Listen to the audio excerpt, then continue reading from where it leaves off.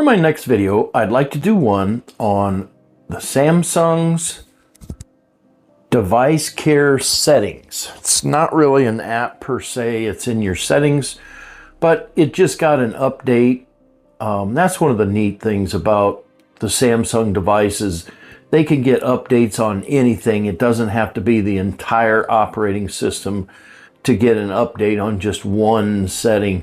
So that's a pretty powerful feature compared to other fruity phones that to get any kind of update, they have to have the entire operating system updated. So let's dig right in, as I would say. First off, preference. This is the Samsung S25 Ultra. This is One UI 8. And I imagine this is this just came out, so this is probably only going to work with One UI 8. The app does work with previous versions of One UI, like 7, 6, I don't know how far back it goes, but it's been part of the Android Samsung operating system for a very long time. It's just gotten new and better as everything is. So let's dig right in, as I would say, and start out. I want to read some stuff to you here first. So device care is a optimization for your Galaxy device. For a more pleasant experience while using your Galaxy device, try the Device Care app by Samsung Electronics. With the Device Care app, anyone can easily keep the device in good condition. The intuitive screen layout and interactions help the user check the conditions of their device at a single glance and maintain their device easily without having expert knowledge, as it enables them to take prompt actions if problems such as malware, viruses, spyware arise, which is nice to have that, because normally you get charged monthly fees for that kind of stuff, and there's no extra charges for this. So your phone is always spyware, malware, void, as long as you check it. And it might check in the background, so you may not even really need to do anything. We're going to look at that. So some Galaxy devices may not support some of the features. Main features: reports the current condition of a customer's device on a 100-point scale, optimizes a device in one simple click, analyzes battery use on a per app basis, provides power saving mode and maximum power saving mode to ensure that the user can enjoy their device for an extended period of time, manage and frees up RAM efficiency, again detects malware, viruses, spyware, and provides real-time protection for devices. And the app requires the following permissions. So you have to have it set to notify you about update and events. And the most current version ends in 70.5. Okay, so remember that, 70.5. So let's go into our settings, and I was already on it, but I'm going to show you how to get to it. So we're going to scroll down to Device Care. Okay, so we're going to tap on that, and let's just check first off right away. We'll go into Settings, About, and mine ends in 70.5. So there's a couple ways if you're not up to date. It'll say on here, update, or you can, of course, go to your Samsung store, not your Samsung Play Store. I mean, that's not even Samsung, not your Android Play Store, your Samsung store. Okay, so there's two different things there. And then hit menu and hit updates, and that will pop up there. That's how I get my updates for my Samsung device and other things through this. So let's next go into the app, and we'll backtrack here. So okay, so it's automatically checking, so I'm at good. Optimize now to free up more memory. I can hit optimize now, and hopefully it doesn't close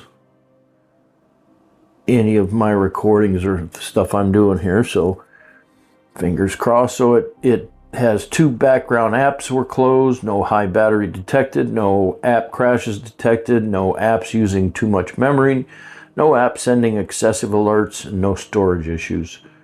So, okay, now I'm at great. I was at good. So your care report has been updated. So here's battery, and we can have multiple settings on here. So a full charge for me says it will last about 1 day, 12 hours at the rate that my battery is draining. I don't have power saving on, background usage limits. You can put some apps to sleep or your deep sleeping apps. I'm just going over these real quick. I'm not going into great detail on them. So battery protection is on, set to basic. That's my battery use today. And you can tap on it and look at the green is charging, the bluish whatever is power saving. So that's when it's on. Then you have a grid of all your other days that you can analyze and look at how long you've used it compared to the week.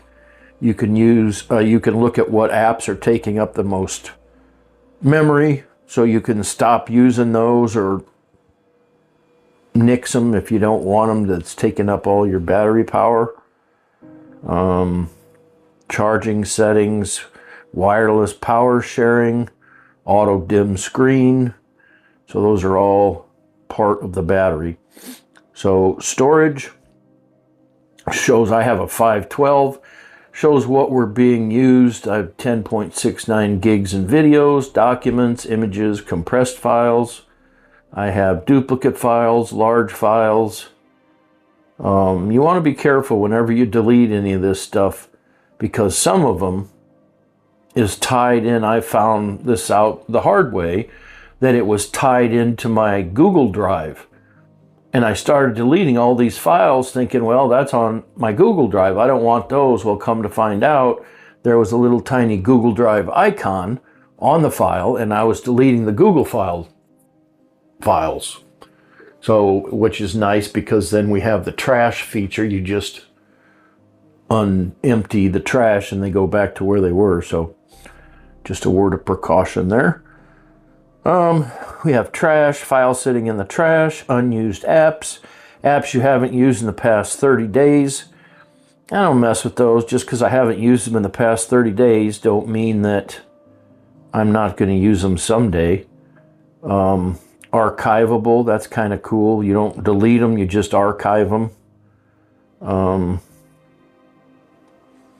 But anyway, that's that setting. So that's storage. Memory is what we actually have on the phone. Again, I have 512.